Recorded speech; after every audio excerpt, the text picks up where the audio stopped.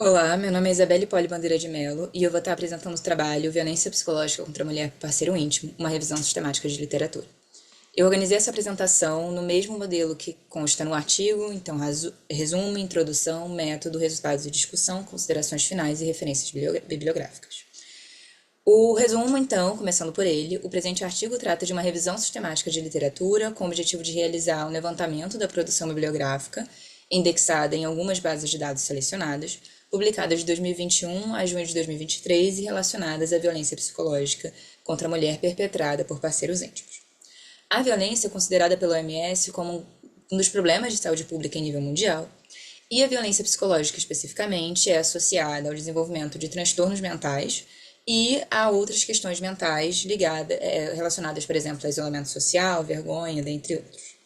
Para Jimenez, a violência psicológica ela deve ser considerada uma prioridade na prevenção por ter sido identificada como um antecedente causal direto da violência física.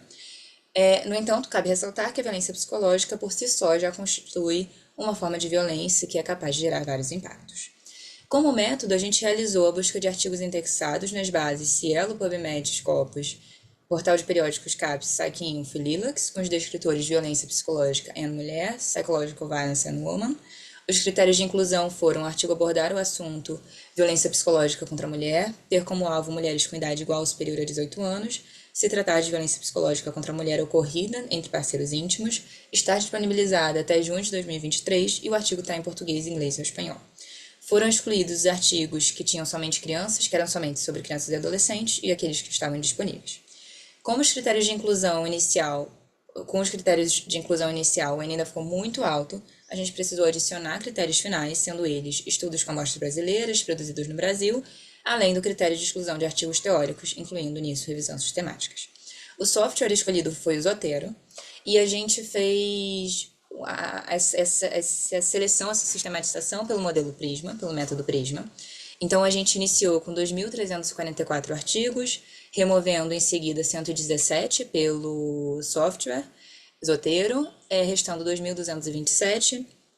Como alguns não estavam disponíveis, não estavam dentro do critério de inclusão, a gente teve que retirar 2024 por esse fator, ficando com 203 artigos, dos quais nem todos estavam completos, então 18, tivemos que tirar 18, sobrando 185, que aí foram lidos na íntegra, e que, quando lidos na íntegra, a gente identificou que não estavam respeitando os critérios de inclusão e exclusão, saindo então 156 e ficando 29 artigos. Na seção de resultados, a gente dividiu por categorias. Então, a categoria 1 foi qual tipologia mais prevalente, considerando a Lei Maria da Penha. Então, a gente teve uma prevalência da violência psicológica, seguida de violência física, depois não mencionando a prevalência das tipologias, e por último, violência física e psicológica acontecendo simultaneamente. A categoria 2 foi se o artigo menciona a violência psicológica contra as mulheres isoladamente ou não, sendo 62,06% mencionando essa variável isoladamente e 37,93% tratando como violência contra a mulher no geral, sem especificação da tipologia.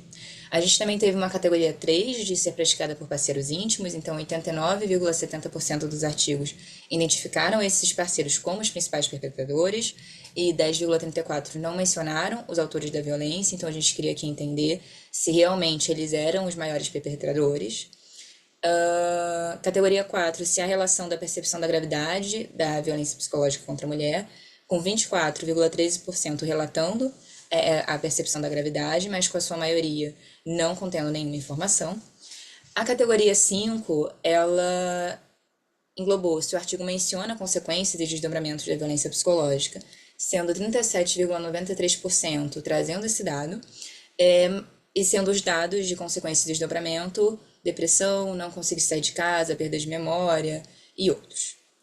A gente também teve a categoria 6, na categoria 6, a área de produção, que foi dividida em saúde, composta pelos artigos que tinham múltiplas áreas de saúde juntas, então enfermagem, medicina, psicologia, etc.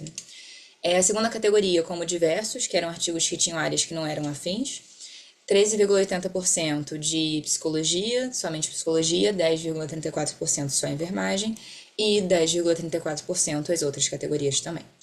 A categoria 7 foi a regionalidade, então o maior produtor foi o Nordeste, seguido de Sudeste, Sul, Brasil. Foi uma categoria em que a gente colocou várias regiões, porque os artigos trabalhavam com várias regiões, pessoas de várias regiões. Norte, sendo o que menos produziu artigos na área. As categorias seguintes que eu vou estar apresentando, elas foram empregadas com base no artigo mencionar ou não aqueles dados, então trazer ou não. O primeiro foi raça, que foi trazido por 69,90%. A categoria 9, orientação sexual, que foi trazida por 24,13% dos artigos. A identidade de gênero, que foi mencionada em 6,90%. Seguida de faixa etária, 93,10%.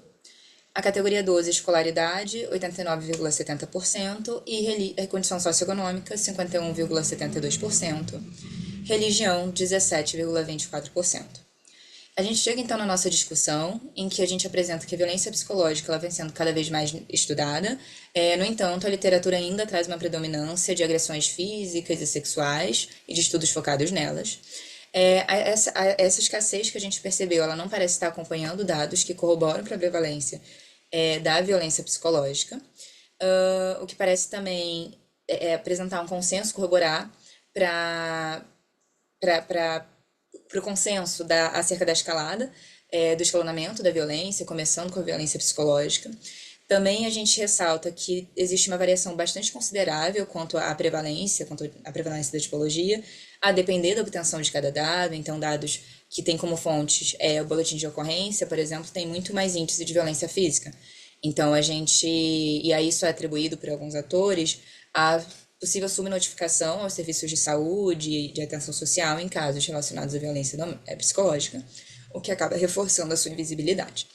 Um outro ponto foi o possível subdimensionamento da real gravidade da violência psicológica. Foi com essa finalidade que a gente ia avaliar isso, que a gente criou essa categoria de análise e percepção da gravidade da violência psicológica, e a gente viu que tem muito pouco artigo trazendo isso. Assim como as consequências e os desdobramentos, a gente também viu uma escassez na literatura. E vale ressaltar que a violência psicológica ela é relatada, apesar de a violência psicológica ser relatada em muitos estudos, principalmente os de autorrelato, como a tipologia que mais deixou marcas e danos. Esse tipo de violência ele deve ser analisado como um grave problema de saúde pública e, como tal, merece o espaço de discussão, assim como pensar políticas de enfrentamento.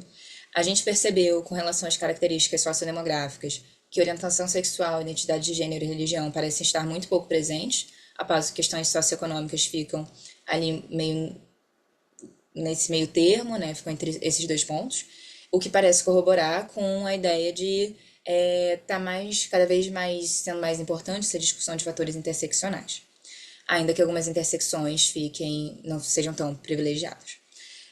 A realizar o levantamento sobre a violência psicológica, a gente também conseguiu investigar a definição de violência psicológica contra a mulher, chegando a 3, a primeira da Lei Maria da Penha, a segunda do questionário da Organização Mundial da Saúde e o terceiro, Conflict Status Scales.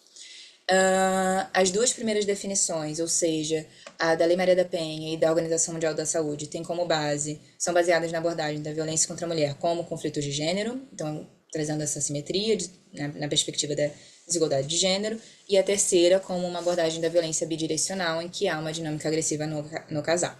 Então, outros estudos vão apontar a existência de 3 diferentes perspectivas explicativas teóricas, que são as mais comuns: fenômeno familiar, como fenômeno individual e como de gênero. E, dependendo dessas perspectivas teóricas, os instrumentos provenientes delas podem ser muito diferentes. E não há, então, esse consenso na literatura, na perspectiva explicativa.